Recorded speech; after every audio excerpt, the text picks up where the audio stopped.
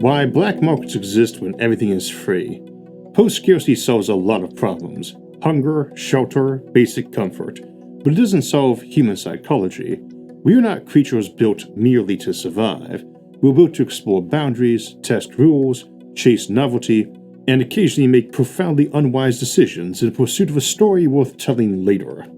A civilization where every physical want is met may remove desperation, but does not remove desire. And so black markets crawl back out of the future like vines through cracks in a perfect marble floor.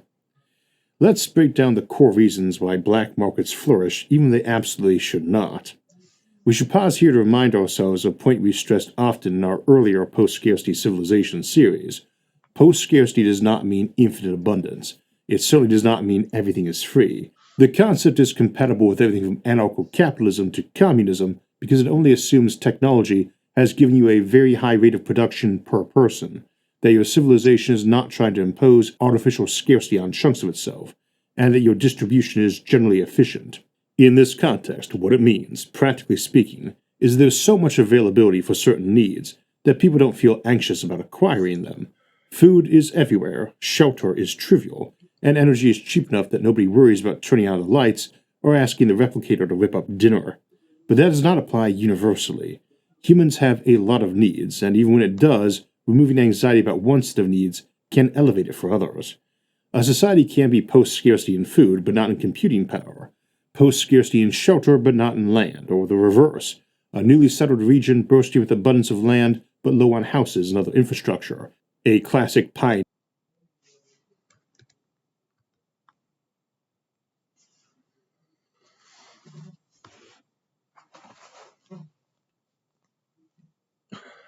This is a compelling exploration of a classic paradox in speculative philosophy, the persistence of the illicit in the face of the infinite.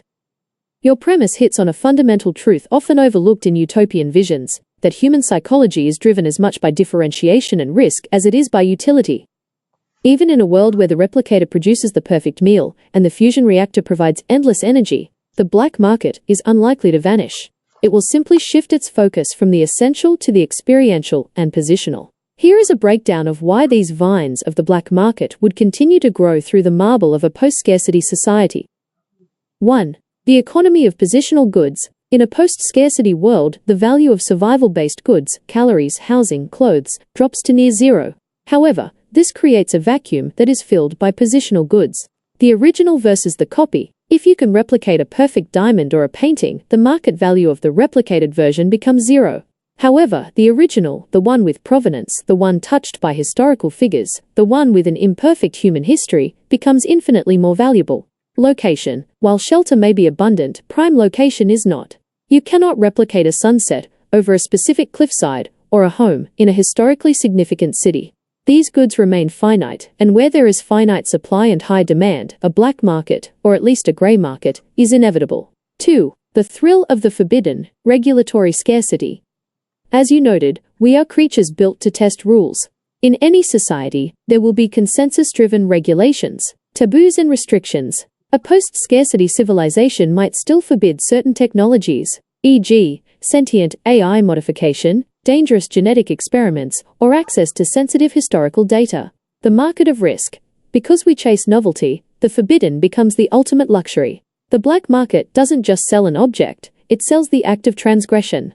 If it is illegal to experience a certain type of neural simulation or biomodification, the market value of that experience skyrockets simply because it is off-limits. 3. The quest for authenticity. When everything is manufactured by an efficient automated system, the human touch becomes the ultimate scarce resource. Human-made value. We often see this today. We can print a digital book for pennies, but we pay a premium for a physical copy signed by the author.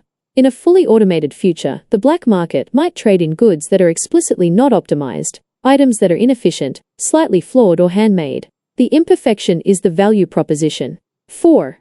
Selective post-scarcity. Your point about selective post-scarcity is vital. We rarely experience global post-scarcity. We usually see sectoral post-scarcity. A society might have solved the energy crisis, but not the distribution of time, social status, or access to restricted governance nodes.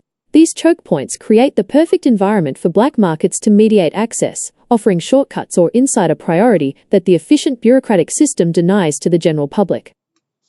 The bottom line: the black market is not a bug in the code of civilization, it is a feature of human agency. It exists because we are fundamentally wired to define ourselves by what we possess, what we have done, and what we are allowed to access. If we ever achieve a true post-scarcity society, the black market will simply evolve from a marketplace of desperation to a marketplace of identity. Given this framework, if you were to design a utopian society, what is one specific thing, a service, an object, or an experience that you think would be the most difficult to keep out of a black market, no matter how much abundance you provided?